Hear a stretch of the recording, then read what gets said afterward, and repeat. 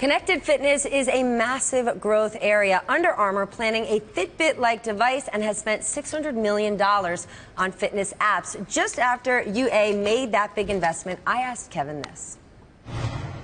$600 million for two apps. Yeah. Apps that don't make any money yet. Are you jumping the shark, brother? What are you doing? Kevin, 6 months later, has it paid off yet? I think we're pretty bullish about what we've assembled at this point. You know, connected fitness is a word we really termed at Under Armour to hopefully be as agnostic as the system that we have. So today across our 4 apps, the 3 that we purchased over the last 2 years, including our own Under Armour Record app. So we've got Endo, Mondo, MapMyFitness, and MyFitnessPal. 2 of them are tracking apps. I'm going to go for a jog or run, hit start on the thing, tells me my splits, how far I went, etc. The third is MyFitnessPal, a nutrition app. So we now have over 150 million people on our platform. We have over 100,000 people downloading one of our 4 apps every single day.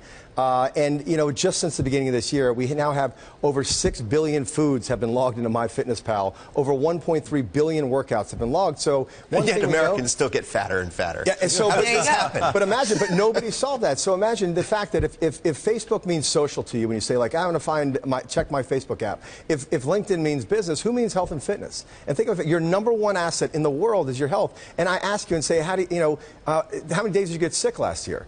And you have to call HR and check with them. Like, how do you not know this? And how do I not know I get sick every time, fall goes to winter and then winter goes back to spring?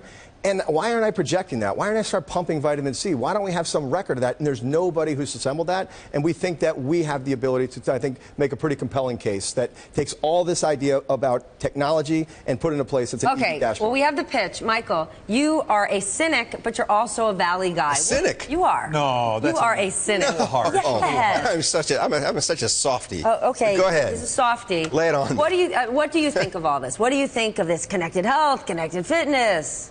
You know, every now and then I'm seduced into buying like a watch that will tell me how far I walked that day, and I can't figure out how to make it work. That's a really so they're piled up in my. I buy them. That's a sad seduction. And they're piled up, on my dresser because I can't figure out how to make them work. So what do I think?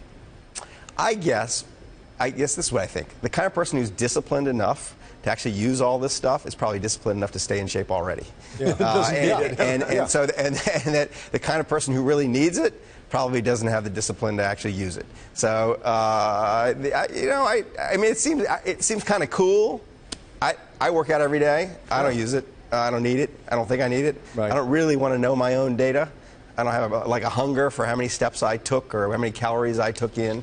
I go by how I feel. So, Matt, Sorry. I believe him that it's the natural narcissism of humanity. But let me want to know all their data. Oh, that's not cynical.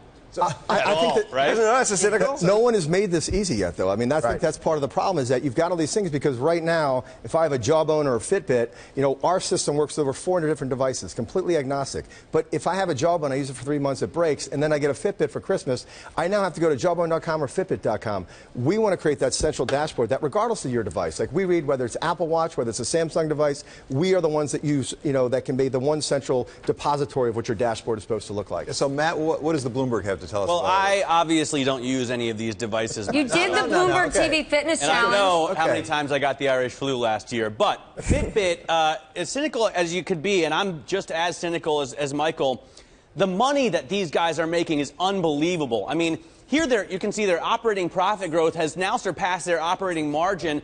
And it's unbelievable how many of these things they sell. If you add Jawbone to that, and Kevin is agnostic, his platform is going to accept both of those.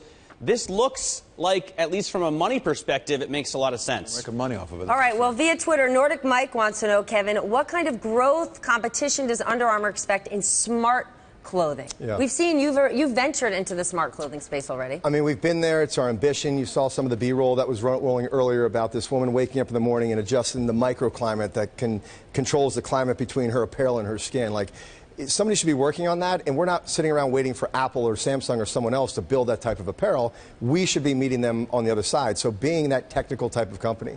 You know, when you think about what this means, and I agree with Michael, is that today it is going to be the tip of spear. It's going to be the super users who are going to be engaged in using this kind of data.